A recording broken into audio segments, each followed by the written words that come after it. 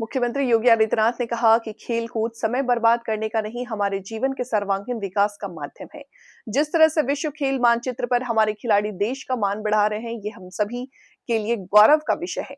इसी बात को ध्यान में रखते हुए हमारी सरकार ने प्रदेश में खेल सुविधाओं को कमिश्नरी से जनपद और जनपद से ब्लॉक स्तर व प्रत्येक स्कूल कॉलेजों में विकसित करने के जरूरी कदम उठाए हैं। मुख्यमंत्री योगी आदित्यनाथ वीर बहादुर सिंह स्पोर्ट्स कॉलेज में आयोजित होने वाली 69वीं विद्यालय स्तरीय कुश्ती प्रतियोगिता में विजय पहलवानों को पुरस्कृत करने पहुंचे थे। उन्होंने कहा कि नौजवानों का स्वास्थ्य स्वस्थ होना बहुत जरूरी है। यह संभव होगा जब हम स्कूल कॉलेजों में शिक्षा के साथ खेलों को भी समान रूप से महत्व दें। हमारी सरकार ने इस दिशा में कई कदम उठाए हैं। मुख्यमंत्री ने कहा, हमारी सरकार प्रदेश में खेलों के विकास के लिए हर जनपद में एक स्टेडियम और हर ब्लॉक पर एक मिनी स्टेडियम का निर्माण करने का निर्णय ले रही है। वर्तमान में 18 जनपदों में राजकीय कॉलेजों में मिनी स्टेडियम का निर्माण कराया जा रहा है, जिसके लिए प्रत्येक कॉलेज को लगभग 5 करोड़ रुपए उपलब्ध कराए जा रहे हैं।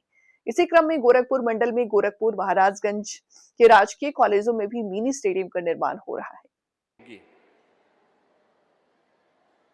देश के यशस्वी प्रधानमंत्री श्री नरेंद्र मोदी जी ने भी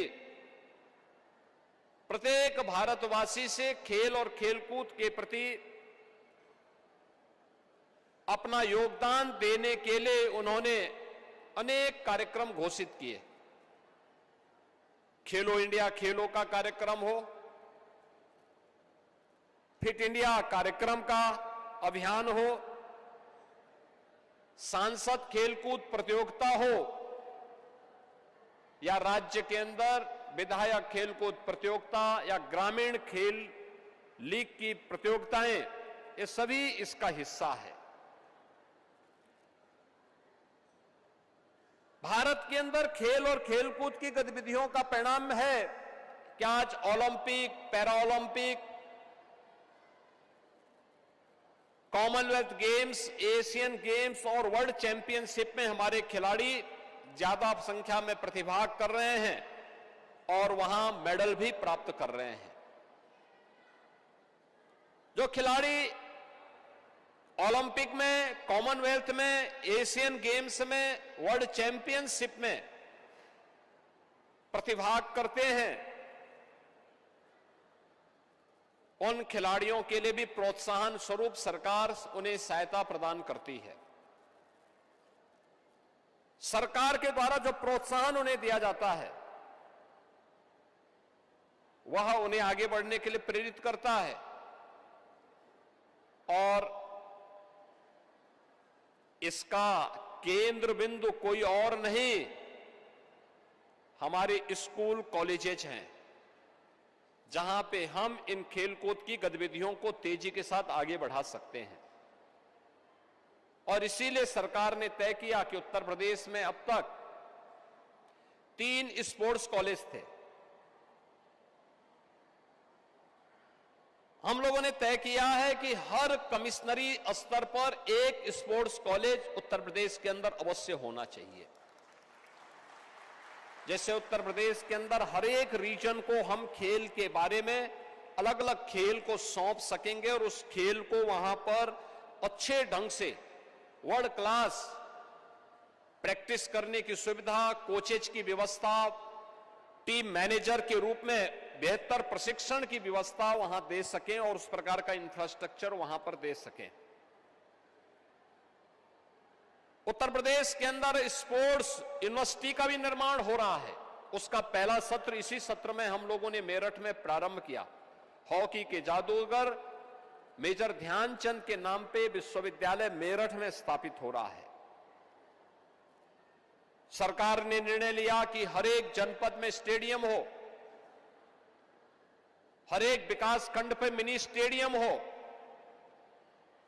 हर गवर्नमेंट कॉलेज में हम मिनी स्टेडियम का निर्माण कर रहे हैं। आज इसी का परिणाम है कि 18 जनपदों के राजकीय इंटर कॉलेजेज में मिनी स्टेडियम का निर्माण कराया जा रहा है, जिसमें लगभग 5 करोड़ रुपए हम मिनी स्टेडियम के लिए कॉलेज को उपलब्ध करवा रहे हैं। गोरखपुर मंडल में गोरखपुर और महाराजगंज में भी ये मिनी स्टेडियम के कार्यक्रम माध्यमिक शिक्षा विभाग के माध्यम से भी निर्माणाधीन है और हम लोगों ने खेल और युवा कल्याण विभाग के माध्यम से भी पहले से भी बनाए हैं। हर स्कूल में खेल का मैदान भी हो, क्योंकि जब हमारा बच्चा खेलेगा तो तभी खेलेगा, तभी वह अपनी प्रतिभा का लाभ देश को दे पाएगा। और भारतीय मनीषा तो हमेशा इस बात को मानती रही है कि शरीर माध्यम खलु धर्म साधनम, यानी जितने भी हमारे साधन हैं धर्म के, वे सभी स्वस्थ शरीर से ही हो पाएंगे। प्रधानमंत्री जी ने विकसित भारत की संकल्पना भारतवासियों के सामने दी। इसके लिए स्वस्थ रहना भारत का बहुत आवश्यक है। हर नौजवान का स्वस्थ रहना आवश्यक है। ये सभी कार्यक्रम स्वस्थ भारत और सशक्त भारत की दिशा में उठाए गए कदम का हिस्सा है और भारत को आत्मनिर्भर और विकसित भारत बनाने की दिशा में किए जाने वाले प्रयास का भी एक महत्वपूर्ण कड़ी है।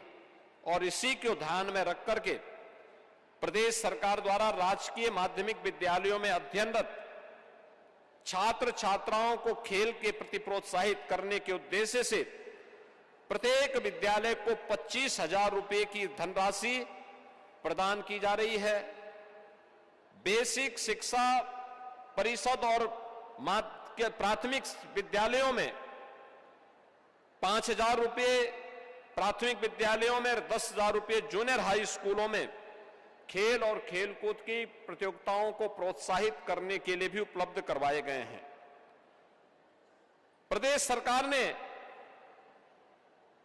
खिलाड़ियों के प्रोत्साहन के लिए अनेक कदम उठाए हैं। यानी खेल अब केवल समय बर्बाद करने का माध्यम नहीं, बल्कि जीवन के सर्वांगीण विकास का, यह अपने आप में एक नई विकास की धारा को आगे प्रभावित कर रहा है और सर्वांगीण जीवन के निर्माण का भी एक माध्यम बन चुका है।